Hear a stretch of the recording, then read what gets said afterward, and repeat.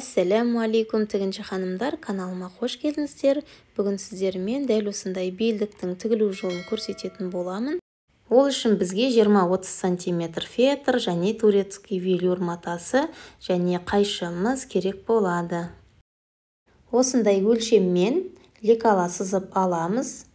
Лекаламызды фетр матасына бастырып осылай қиып аламыз. Содан кейін велюр матамызға, бұл жерде өзіңізге ұнаған матаны алсаңыз да болады. Мен велюр матасын алдым. Осы жағынан созылады матамның, ал ұзындығынан созылмайды. Сол созылмайтын жағы ұзындығынан мен қазір лекаламды бастыратын боламын. Себебі созылмайтын жағы маған жұмыс жасауға қолайлы. Енді матамызды осылай екіге бүктеп, дайындап алған фетрімізді қоямыз және бормен сызып аламыз. Барлық жағынан осы жерінен 5 см, 4 см артығымен қиғаныңыз дұрыс. Менде матам аздау болып қалғандықтан 3 см дейіп қалды. Енді айналасынан 1 см қалдырып тігіске осылай қиып аламыз. Екі жағынан да 1 см тігіске қалдырып қиып аламыз. Осы жерде мұқият болыңыз, матаңыз қозғалып кетпесін. Енді жан жағынан инемен түйрелеп, машинкамен түзу тігіспен тігіп шығамыз.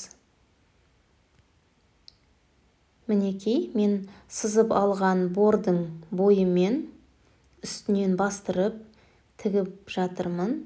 Осы кезде инемен түйрелеген болсаңыз, инеңізді міндетті түрде алып тастаңыз, машинкаңыздың инесін сындыру қаупі бар. Екі жағында айналдырып тігіп аламыз. Тігіп алғаннан кейін оңға қарай айналдырамыз. Оң бетіне айналдырып, үтіктеп алғанымыз дұрыс. Енді осы екі шеті ашық қой, бізде тіккен жоқпыз. Сол жерден булавкамен фетрімізді өткізіп аламыз ішіне. Ішіне орналастырып, осылай айналып кеткен жерлерін дұрыстаймыз қолымызбен. Барлық жерін дұрыстап аламыз да. Бізге осындай екі бөлік қажет болады. Ені 8, ұзындығы 65 см. Өзіңіздің ұзындығы өзіңіздің беліңіздің айналымына байланысты. Екіге бүктеп, ұзындығы жағынан машинкамен түзеу тігіспен тігіп аламыз. Осылай екі бөлшегімізді де бөлек-бөлек шетінен тігіс жүргіземіз. Енді булавканың көмегімен шетінен түйрелеп, оң бетіне айналдырып аламыз. Екі бөлшегімізді де оң қаратып аламыз.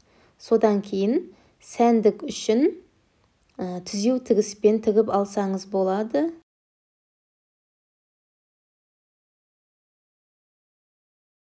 Мен осы шетінен бастап, лапканың бойымен түзеу тігістер жүргіземін.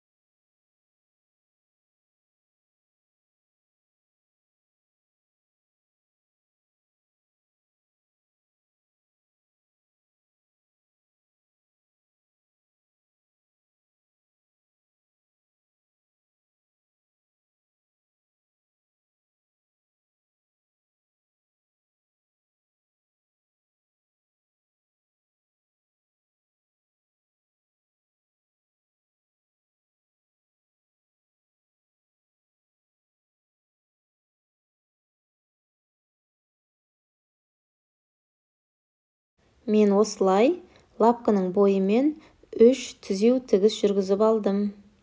Белдігіміздің ортасына ромбик тәріздес етіп, бормен сызып жатырмын. Сізді өзіңіздің қалауыңыз бойынша дөңгелек етсеңіз де болады, немесе сурет салсаңыз да, бұл жерде енді әркімнің өзі қалауы бойынша. Осы сызып алған ромбиктің үстінен машинкамен түзеу тігіспен тігіп аламын.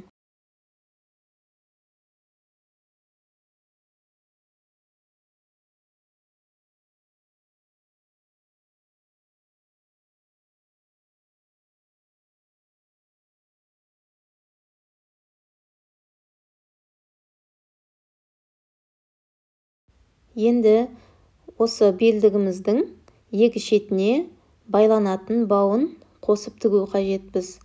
Басында қалдырып кеткен 4-5 сантиметр артық матамызды ішіне қарай қайтарамыз. Менде матам аздау болып қалды. Сіздерде 5-4 сантиметр болу керек. Соны ішіне қарай осылай қайырып, сол жерге байланатын бауымызды ішіне қарай кіргізіп, 1-1,5 сантиметр шетінен машинкамен түзеу тігіс жүргізіп шығамыз.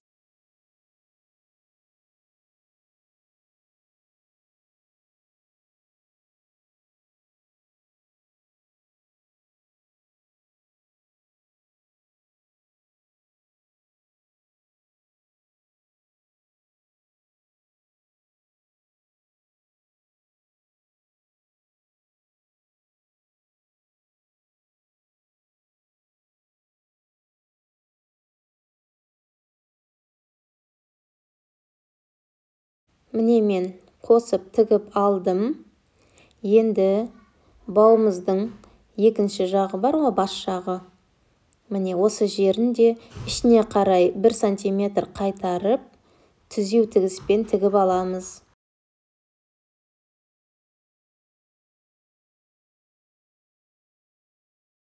Дәл осылай екінші жағында қосып тігіп аламыз. Сонымен біздің белдігіміз дайын. Өзіңіздің қалаған матаңыздан тігуге болады. Сумкамен, тақиямен бірдей етіп, кожадан тігуге болады.